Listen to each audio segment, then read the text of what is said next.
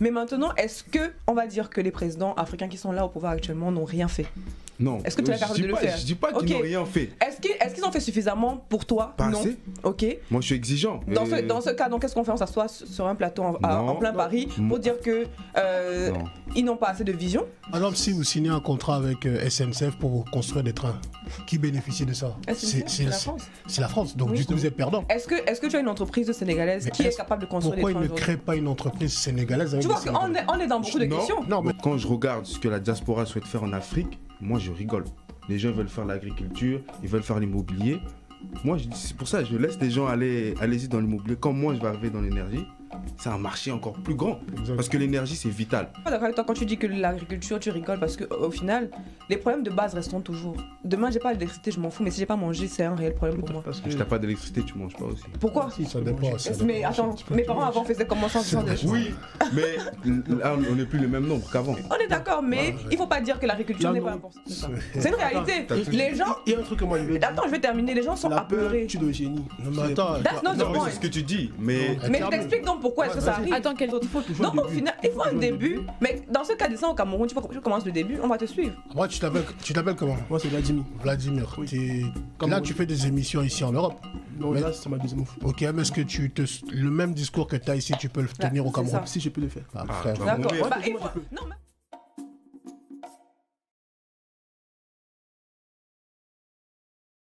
C'est avec joie que nous nous retrouvons pour une nouvelle émission. À titre de rappel, nous sommes sur une chaîne internet Koeba. Je suis votre présentatrice du jour, Maria Mougou. Avant d'entrer dans le vif du sujet, je vais demander aux intervenantes de se présenter.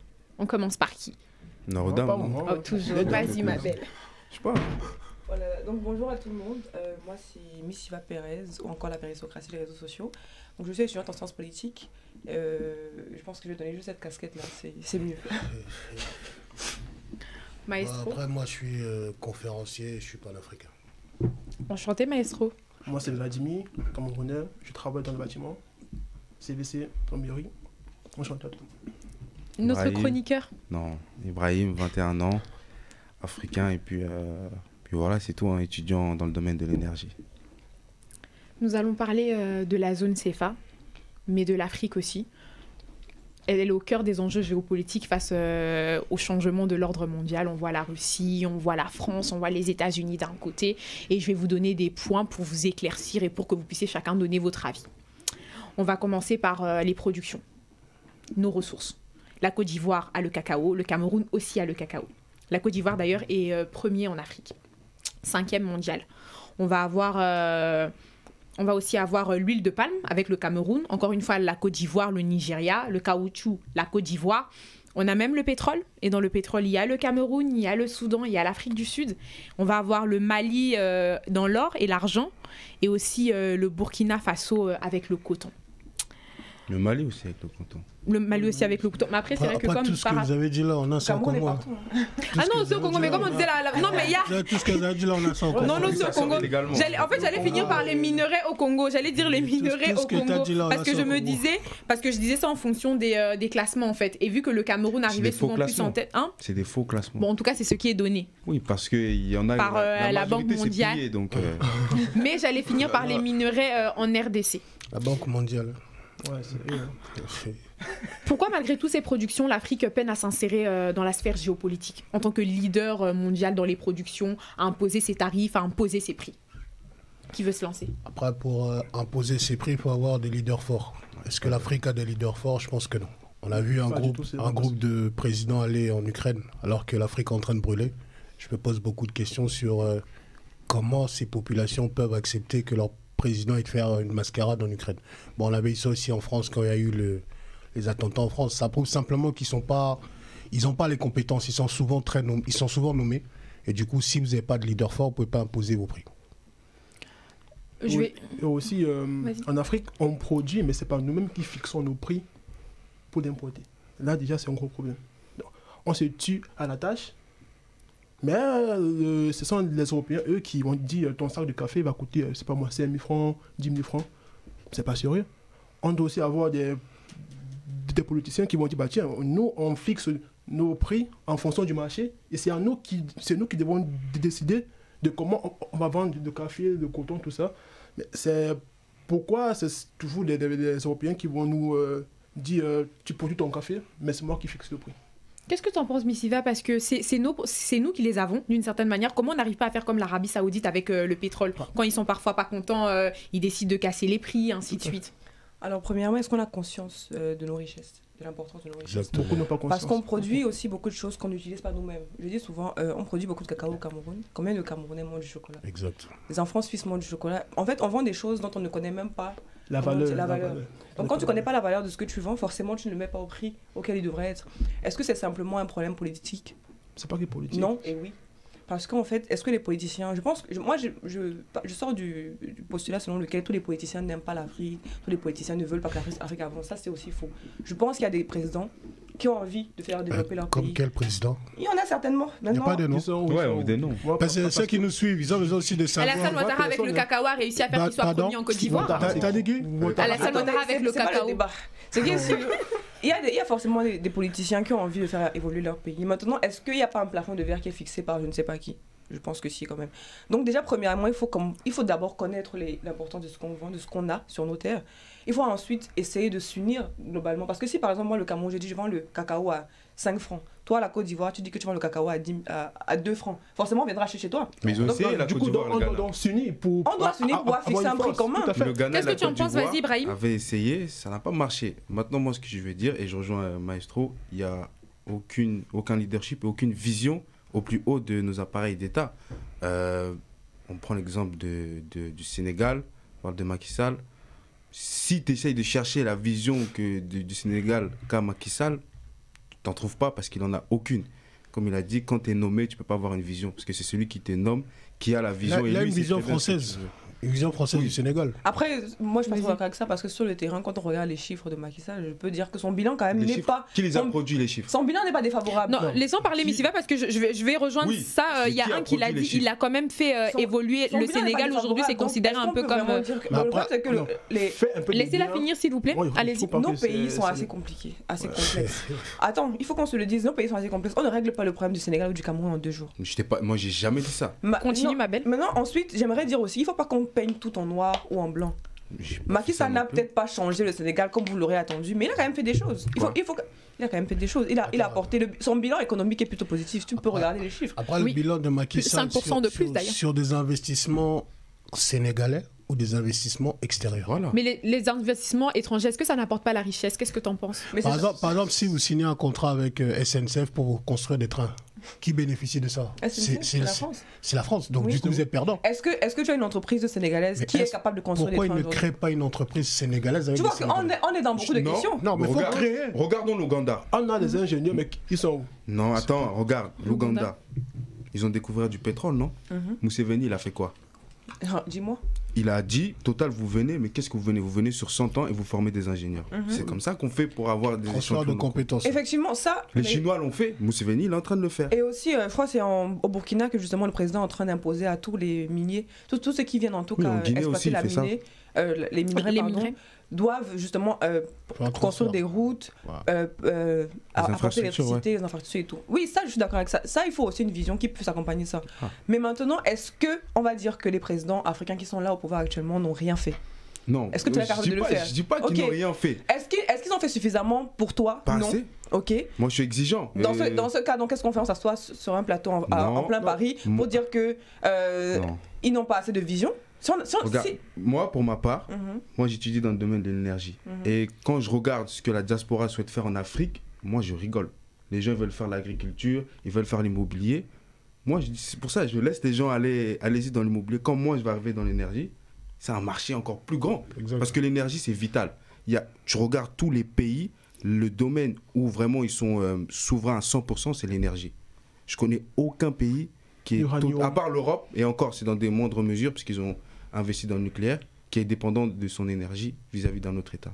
Il n'y a que nous en Afrique où on dépend des autres. On va te laisser répondre, ensuite on va passer à la deuxième partie. On ne dépend pas des autres dans quel domaine? On dépend. Il n'y a aucun domaine où on ne dépend pas des autres. Donc finalement, l'agriculture aussi, c'est aussi un domaine qui peut être porteur, parce que si aujourd'hui on importe encore des choses comme le riz... Oui, le problème c'est que le schéma se répète, c'est que on ne comprend pas réellement les enjeux qui nous concernent. Les gens ils vont faire de l'agriculture, or que si tu veux faire de l'agriculture, ok c'est bien, mais si tu n'as pas de machine, comment tu fais? Or, pour qu'une machine fonctionne, il lui faut de l'énergie.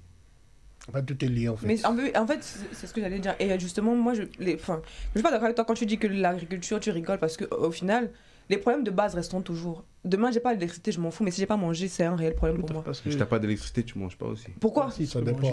Mais attends, mes parents avant faisaient comment ça? Oui, mais là, on n'est plus le même nombre qu'avant. On est d'accord, mais il faut pas dire que l'agriculture n'est pas importante, ni l'immobilier. Non, je dis pas ça. La nourriture, c'est le premier facteur d'abord qu'il faut. Après, là, il relève juste simplement la pyramide de Maslow. On va passer à la deuxième partie, la jeunesse à venir de la nation par nature. Dans d'autres pays, elle est signe de force et de témérité. Dans d'autres, elle est assez silencieuse en Afrique. Je vais prendre l'exemple du Cameroun. 17,7% de la population a entre 30 et 40 ans. Et ensuite, on va avoir à peu près 15 ans. Il y a 43,6% de la population qui a entre 15 ans et 20 ans. Comment se fait-il qu'il y a si peu de jeunes au Cameroun et même en Afrique centrale qui soient intéressés par la politique? Quand je parle d'Afrique centrale, je vais même donner le Congo-Brazzaville, le Congo, ainsi de suite. Comment arrivez-vous à l'expliquer? Pourquoi il y a cette différence? J'allais finir. Pourquoi il y a cette différence avec l'Afrique de l'Ouest? Je pense qu'il y a beaucoup de jeunes aujourd'hui qui veulent que les solutions viennent d'ailleurs. Personne ne travaille pour que ils puissent avoir un changement. Tous les jours, ils sont là, ils accusent du Pombia, la politique, mais toi, en tant qu'individu, qu'est-ce que tu fais? Dans la vie, il y a deux humains. Ceux qui voient les problèmes et qui résolvent les problèmes. Il y a d'autres, ils voient les problèmes, ils se plaignent. Toute sa vie, c'est plein. À 40 ans, tu es là, tu n'as rien fait. Oh non, c'est mon voisin qui m'a fait ça. Oh non, c'est Pombia. Non. On n'est pas intéressé par ce qui nous concerne. On n'est pas intéressé par nos problèmes. C'est ça le problème. Après, je ne serais pas d'accord avec ce que tu dis parce que, bon, si je prends mon pays, j'ai pas envie que je parle des autres après. Non, vas-y.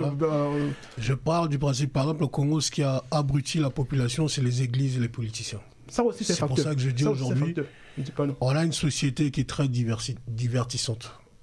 Aujourd'hui, la jeunesse préfère le plaisir immédiat à la réflexion. Par exemple, c'est pour ça que je dis aujourd'hui, dans une société sans élite, les élites apportent des solutions. Les intellectuels pensent aux sujets de société. Maintenant, où sont les rôles modèles africains? Les chanteurs, les joueurs de foot. Où sont nos intellectuels? Ils sont où? Ils sont là, mais on ne les met pas en avant. Ouais. C'est ça la réalité. Sauf qu'une société où les rôles modèles ne sont pas mis en avant, cette jeunesse-là ne peut pas s'inspirer. Mais ils ne sont pas aussi suivis. Ça veut dire que quand, par exemple, on va voir la péristocrate, tu parles de l'Afrique. Maintenant, la péristocrate, elle parle de l'Afrique. Mais quand on voit, par exemple, des influenceurs ou des influenceuses, ils vont avoir beaucoup plus d'abonnés. Même toi, Maestro, c'est pareil. Je vais te donner un exemple. La dernière fois, tu me parlais, je te dis Ivana. Et moi, je parle d'elle. C'est pour ça que je dis c'est à nous de mettre en avant ceux qui font les choses. Mais on va mettre en avant des pages abrutissantes. Et ensuite, on se plaint. C'est à nous. Moi, aujourd'hui, je ne vais pas accuser une influenceuse d'avoir plein d'abonnés. C'est parce que le peuple n'a pas envie de réfléchir. Il va au plaisir immédiat. Le cerveau a deux zones. Émotion, pensée. Tu vas mettre un gars, un jeune en Afrique, tu mets Casa del Papel toute la saison, 2 jours, il finit. Donne-lui 5 vidéos, il va là regarder, il va te dire je suis fatigué.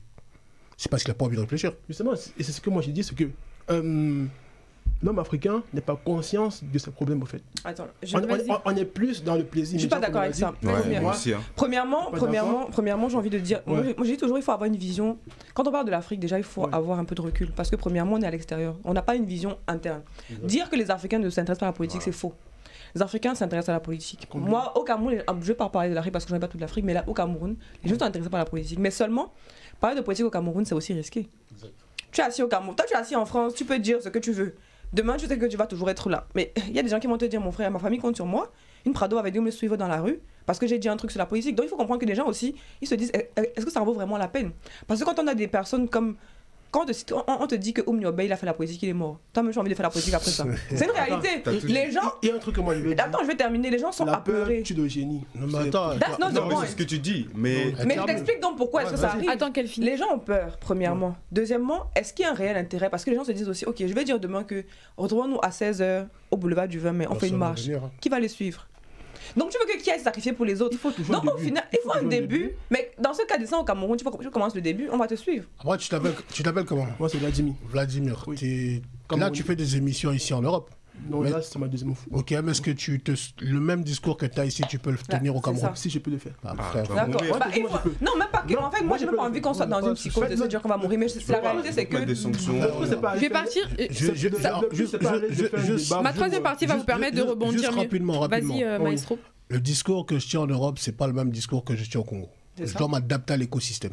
On s'adapte, c'est vrai. C'est-à-dire que le moindre dérapage, s'ils ne comprennent pas, tu peux te faire arrêter. On t'oublie même. Mais ça, c'est à chaque fois, on va dire. Attends, je vais partir sur la troisième partie, vous allez voir que je suis dans votre point. Ça, c'est comme ça que ça fonctionne plutôt en Afrique centrale. Oui, j'allais justement dire, on a pris l'exemple du Cameroun, le président a fait 40 ans, on a l'exemple du Congo-Brazzaville encore plus. En fait, on va dire face à tous ces présidents, en fait, on voit bien qu'en Afrique centrale, il y a vraiment un problème de transition. Mais en Afrique de l'Ouest, ils sont plus en train d'aller marcher, aller faire ceci. Au Cameroun, ça a déjà été fait. Maurice Kamto a lancé une marche, il n'y avait pas plus de 10 000 personnes dehors. Où étaient tous ces jeunes Camerounais qui prenaient la parole? Où étaient tous ces jeunes Africains qui étaient passionnés? Qu'est-ce qui manque à l'Afrique de l'Ouest, à l'Afrique centrale, Ibrahim? C'est le sentiment de communauté. Par exemple, nous au Mali, demain, par exemple, j'étais parti faire du shopping il n'y a pas longtemps. J'ai croisé un peu les Soninké. On était comme des frères. On ne voyait pas le truc ethnique ou tribal, tu vois. C'est-à-dire, lui, c'est mon frère et tout, Soumaré, nanani. C'était comme ça. Après, quand je vois ce qui se passe en Afrique centrale, c'est... Après, je ne serais pas d'accord avec ça parce que le Congolais, si on se croise, même si je ne te connais pas, il y a cette symbiose d'appartenance. Oui. Maintenant, nous, on a ce retard sur la compréhension des enjeux en Afrique centrale que vous, au niveau de l'Afrique de l'Ouest, vous avez déjà. Moi, je sais que nous, quand on était petits, on rigolait des Sénégalais, Mali, on disait les Ndingari. Ouais. Mais aujourd'hui, je dis à mes petits, les Ndingari sont en train de nous donner une belle leçon de politique chez eux parce que quand ils ne sont pas d'accord, ils se lèvent. Nous, quand on n'est pas d'accord, on reste à la maison. J'ai envie de vous dire aussi que aucune révolution, de guillemets, parce que là, tu as parlé des présidents qui mettent au pouvoir. Tant que le peuple n'est pas conscient que le fait que le président soit au pouvoir est un problème, il ne va rien faire. Parce que là, aujourd'hui, nous, de l'extérieur, on peut se dire que les gens font 30 ans au pouvoir, c'est dérangeant. Mais ceux qui sont sur le terrain vont te dire qu'ils s'en foutent. Que eux, tant qu'ils ont la paix, ils s'en foutent. Donc, vous ne pouvez pas demander aux gens qui n'ont pas de problème d'aller régler un problème qui n'existe pas pour eux. Mais les problèmes primaires, alors? Attends, beaucoup de Camerounais vont te dire que nous, on aime notre président comme ça. N'allez pas le déloger. Je te promets que tu vas avoir... J'ai vu récemment une vidéo c'est un Algérien qui fait une vidéo sur une chaîne française, là. Et justement, il décryptait le fait que Paul Biya est au pouvoir depuis longtemps. Les commentaires, quand je les ai lus, j'ai compris que ça ne sert à rien de dire aux Camerounais. En fait, vous allez leur dire quoi? Les gars vous expliquent qu'eux, ils aiment le papy comme ça. Donc, tu ne peux pas aller expliquer à quelqu'un qui est bien dans sa situation, qu'il est mal. Je voulais aussi dire que beaucoup de gens disent souvent, par exemple, que Mandela a été une figure de renouveau dans son pays. Contestable. Mais il faut comprendre que Mandela a réussi. Peu importe, Mandela... Je vais juste dire un truc. Malheureusement, le temps nous joue un tour, mais ce que je trouve intéressant, c'est qu'on pourra refaire un live tous ensemble sur la plateforme Umoja où je vais donner rendez-vous aux personnes et je vais finir par une dernière question et vous allez tous y répondre, comme ça on va faire un tour. Je suis vraiment désolée par le temps. Est-ce que l'Union africaine aujourd'hui peut être une solution pour cela? Parce que lors de la conférence d'indépendance des États africains, Kwame Nkrumah a essayé de mettre ça en avant. Tous les pays unis, tous les pays pour développer. Il y a eu on le sait tous, il y a eu ces problèmes avec Léopold Sédar Senghor, Houphouët-Boigny. Est-ce que ça peut être une solution? Donc est-ce que vous pouvez on peut faire un dernier tour et vous expliquer ça J'ai commencé dans le geste. Moi, je peux commencer. En fait, ça revient à ce qu'on disait là-haut. Nous, Africains, aujourd'hui, on n'est plus communauté, en fait. Chacun m'a dit, t'es ivoirien, t'es ceci, c'est là. Tu gères tes problèmes. Oh, c'est pas ça qu'il nous faut. Il nous faut vraiment ce qu'on appelle un parti unitaire. Où tes problèmes, ce sont mes problèmes. Une union qui fait notre force. Naturelle, intellectuelle et culturelle. Il nous faut ça. Sinon, sans ça, on ne peut pas avancer. Parce que les Européens ont partagé d'Afrique, mais en partageant, il y a des Camerounais qui sont allés au Congo, des Camerounais qui sont allés au Gabon. Donc tu vois qu'en fin de compte, on est tous Africains, on doit se sentir Africains, peu importe d'où tu viens aujourd'hui. Ok, merci. Ibrahim? C'est mon avis. Pour moi, non. L'Union africaine, en l'état actuel en tout cas, n'est pas une solution. Quand tu es financé en majorité par tes ennemis, tu ne peux pas être une solution pour les tiens. Donc, moi, je m'arrête. Maestro? Après, moi, j'ai du mal avec tout ce qui est Union africaine, version sponsoring et version européenne. C'est pour ça que je dis Banque mondiale, FMI, Union africaine, ONU, tous ces agrégats-là sont des armes pour piller l'Afrique.